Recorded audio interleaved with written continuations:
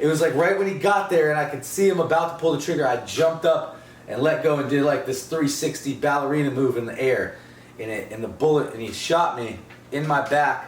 The doctor said it was less than a ½ inch from my spinal cord and I should be paralyzed. Alright y'all, people ask me all the time, how did I get sober? Why did I get sober? What made me get sober? And basically how I did it. Alright, people ask me that all the time. So I kind of want to let you know that it wasn't one incident that made me get sober. It was an accumulation of years and years of trauma and experiences, and just physically, mentally couldn't take it anymore, right? I got pushed to my breaking point, and I still stand on this to this day that I don't think that anybody who has a bad problem with drugs or alcohol can change unless they hit rock bottom. You have to strongly want to. Alright, that's another video. Anyway, so I want to let you know it was an accumulation of events that landed me incarcerated, sitting in a cell, playing back all these incidents that took place while I was under the influence of drugs and alcohol, and realizing that 95% of the bad things that happened to me happened while I was intoxicated, right? I mean, of course, the things that happen in life, some things you can't control, but like I said, 95% I could have controlled. I was under the influence and made terrible decisions. So thinking back, I want to go over some of the incidents that actually should have cost me my life.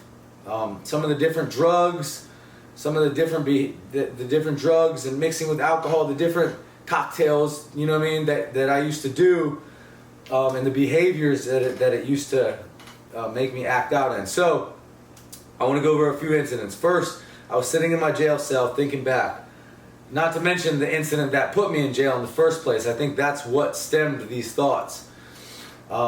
Dating back to 2010, I was 18 years old. I was in a drug dealer's house, and I wasn't selling drugs. I just got out of jail from doing 6 months in jail. I was with a friend who was friends with these people, and I was kind of just sitting back, scoping the scene. I wanted to get involved again, but like I said, I was fresh out of jail. I was still, using, but I wasn't in the streets yet. And but I was trying to get in good with everybody. Anyway, I was playing cards. I took a Xanax bar. That was a popular drug I was on at the time. Xanax, mixed it with alcohol, black gin. If anybody knows Seagram's black gin, the worst. All right, mixing Xanax and alcohol is I mean, it's insane. I mean, the things that you will do anything. That's what I'm saying. You have no mind. Like, you don't care about anything, consequences. You don't think about them. Xanax is an anxiety medicine, so it gets rid of your anxiety. It's like it gets rid of it times 10. So that's how, especially when you mix it with alcohol, you'll do anything. You'll die. You'll kill somebody. It's like, and you wake up the next day like, what the fuck happened? Or I don't know how many times that happened on those type of nights, but that was the thing we were doing at that age: Xanax and alcohol. And this particular night, I'm sitting there playing cards with a guy, a friend of mine. He went outside to get a CD from his car or whatever. He never locked the door behind him. And remind you, we're in a trap spot, a drug dealer's house. Just lock the door behind you every time you go outside, of course, right? He never came back inside, right? Nobody realized because we were all messed up. But all of a sudden the door flew open, boom! And we're in a small apartment. And there he goes, collapsed on the ground, blood everywhere. All I remember is seeing a bloody face just collapse in the doorway. And two guys with red bandanas and black hoodies come over top of him. All right, point the guns. There's 3 of us in the house. I was off to the side. Nobody could see me. So they're pointing it at the other guys ahead of them. The dude who owned the house and then my other homeboy. So they're like, da-da-da, and all you just heard was, boom, boom, boom, boom, boom. I'm sure they were saying, give me the money, give me the money, where's it at? Get on the ground, stuff like that. I don't know what went through my head, but I eased up from the table, and they had these black hoodies on, which were probably cutting off the peripheral, so they couldn't see me. And I eased up and jumped up and swatted the dude with the gun, and I don't know if I connected with a punch or if I missed or whatever. All I know is we stumbled against the wall and tussled for the gun, and the guy, and the whole time I remember him going, bust him, yo, bust him. So while I'm trying to get this gun from him, his homeboy that he's with turns towards me. and aims, and you know, you just know instincts. It was like right when he got there and I could see him about to pull the trigger, I jumped up and let go and did like this 360 ballerina move in the air, and the bullet, and he shot me in my back. The doctor said it was less than a half inch from my spinal cord and I should be paralyzed. But the police report said got shot in the buttocks. I have a scar right above my butt crack from it, but it hit me, and it hit me at an angle and came out almost the side of my hip. But it was an all flesh wound. The way I jumped up and turned, it was all flesh. And that's something I took for granted at that age. I mean, I never once thought about it. I thought it was just super cool. You know what I mean? I got shot. Look at, you know what I mean? I was never once thinking like, man, that was a close call. You know, so at 18 years old, and I don't think about that type of stuff till now.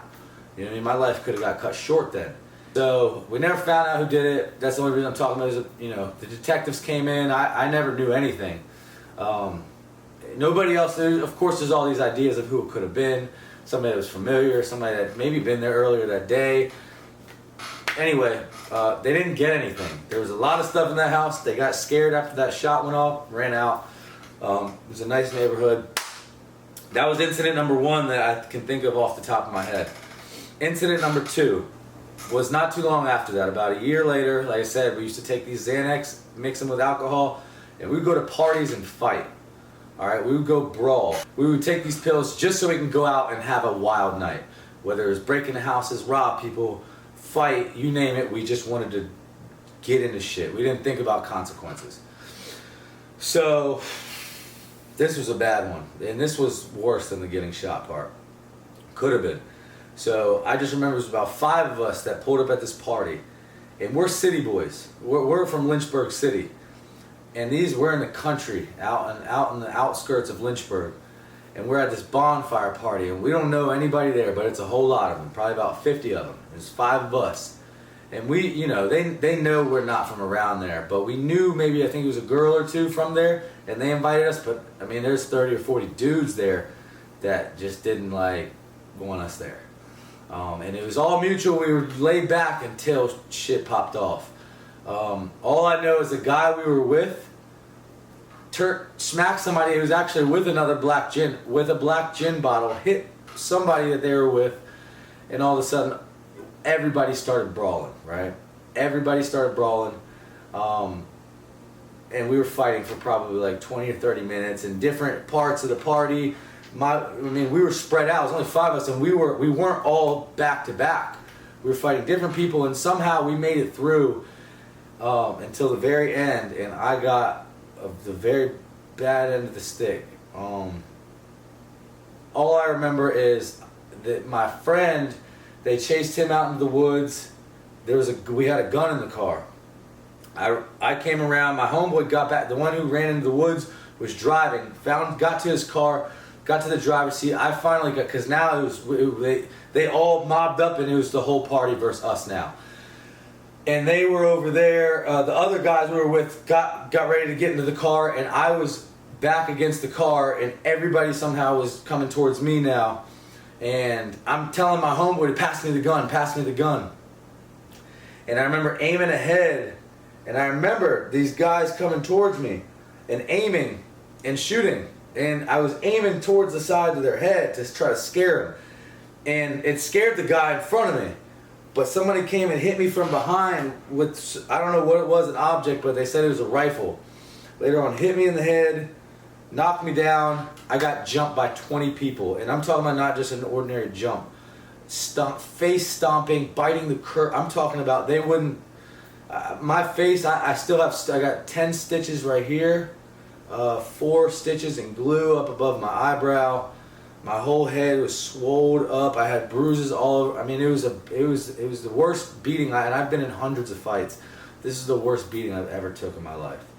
And I mean, I remembered getting hit, and I lost consciousness. But I can sit back and remember to when before I lost consciousness, just praying and wondering when they were going to stop hitting me. I just remember getting. I don't know if you've ever been punched in the face like multiple times in this area.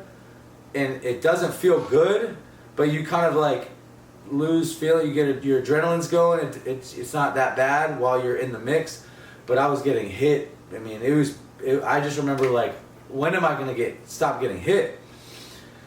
And I just laid out there, and my friends eventually somehow, I guess my friends hopped out the car and were able to, because they didn't stand a chance. And the gun was knocked out of my hand, and the guy who I was in front of picked it up and was pointing at me now while I was getting dragged into the car. There was nothing we could do, and I think they had guns too. I mean, I got hit in the head with one, so there's nothing my friends could do to help me besides just try to get me out of that mosh pit. I don't know how I survived that one, how they stopped hitting me, but maybe they realized I was on the borderline of death and they stopped. I don't remember, but that was the worst beating I've ever took in my life. I was 18 years old, not too long after I got shot. Years later, after a couple years incarcerated, I'm back in Williamsburg. Same lifestyle, just older now, 24, 23 years old, I think. We were in a bar, and a whole group of us with another bar fight.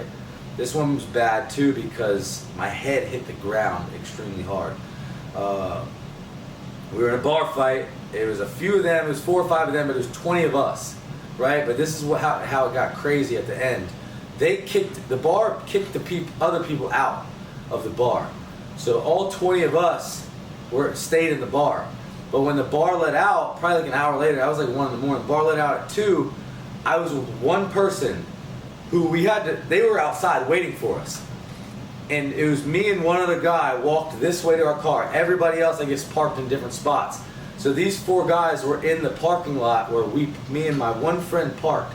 And my one friend was a hothead, but he was a hothead with his mouth. He wasn't really about action. And these dudes, they were just mean mugging us, right? And I don't know if they were going to do something, they probably were, but my homeboy didn't give him a chance. He started throwing food at him. My homeboy was leaving the bar, he had fries in his hand. He's like, "What the fuck y'all looking at? Y'all want a french fry?" And started throwing fries at these guys. And I remember being like, like, I wanted to get home. I had shit to do at home at 2 in the morning, you know. I'm trying to get home and get back, you know, and my friend is just throwing food. "Y'all want a fucking french fry?" And now it's 5 of them, and it's just me and him, and he starts backpedaling now after, and I'm like, and they start walking towards us from the car. And I'm like, "Nah, bro, look what you did, man. We gotta, you know what I mean? We're not gonna run away now. You're throwing food at these guys." So we turned around, and I remember being drunk. I have a good memory I have a lot of times where I don't remember, but I could have been really messed up, but I still have a memory of a lot of this stuff. So I remember just squaring up with like 5 of them, and I don't know where my homeboy is, but I remember just being like this, and all of a sudden somebody came and hit me from the side, and I'm just swinging, but all of a sudden somebody came and hit me from the side and knocked me out. And it wasn't the punch that knocked me out, it was my head smacking the concrete that knocked me out. If you can see, you see this big scar back here that'll never go away. That was 2015. But this was probably one of the worst injuries. This was a head injury, and my head smacked. My friend actually said he was there, and I thought he ran away, but he was there and he saw it and he was like, "Yo, that was as hard as your head smacked the ground." It was bad. So I fell straight back. The punch probably knocked me out, not unconscious, but knocked me to the point where I lost my feet, and my head smacked the ground and took a huge chunk out of my head. I mean, I'm talking about like, it was like a hole that deep. So that time I did black out, and I woke up when I got home, and there was like this nasty head goo leaking out of my head. It wasn't blood. It was like, my friends that were at the house were like, "Yo, it's your brain coming out. You got your brains on the pillow." Because they laid me on my pillow, so it was just nasty goo all over the pillow. And there was a big chunk, like my hair was just, and then the scab, it was scabbed up in there was hair on the skin. It was like ripping my hair out, like, it was a nasty mess for like a couple weeks. But lots of incidents like that. Those were just 3 that really stood out. and that was just off alcohol. Those were 3 incidents that stood out where I took a bad injury from, you know. So these drugs are not your friend, right? And there's so many more incidents I could get into. I've used to smoke PCP, and I've done crazy shit on that. Oh boy, PCP, you name it. And of course, later on, I developed a bad opioid addiction. But these 3 incidents actually stick with me because these are the main incidents that I actually have scars on my body from still to this day that I could look at and be like, oh wow, I remember how you got there. The one on the back of my head, this 10 stitch right here. And of course I have other stuff. I broke my right arm. That was another thing. And then this. I just want to share those incidents with you guys. I know a lot of you guys that have used alcohol and drugs and mixed them have a lot of the same type of stories. I'd love to hear some of your stories in the comments. And there's lots more. I'll keep getting to know you guys. We can keep bouncing this thing back and forth, so we can kind of come up with the formula and the blueprint where we can just kind of try to help nip this whole thing in the bud, man. These drugs are not your friend, bro. You know what I mean? The alcohol. If you were blessed to be able to drink smart and find a very good balance, I still don't recommend drinking. But like I said, there's a lot of successful people that still do drink, and so I'm not somebody that can tell the world not to drink anymore. I just know what it did for me, and I don't really know much benefit that it can give anybody besides helping you loosen up and, you know, socialize, which is a good thing for networking. I guess that's the only positive I can really think of.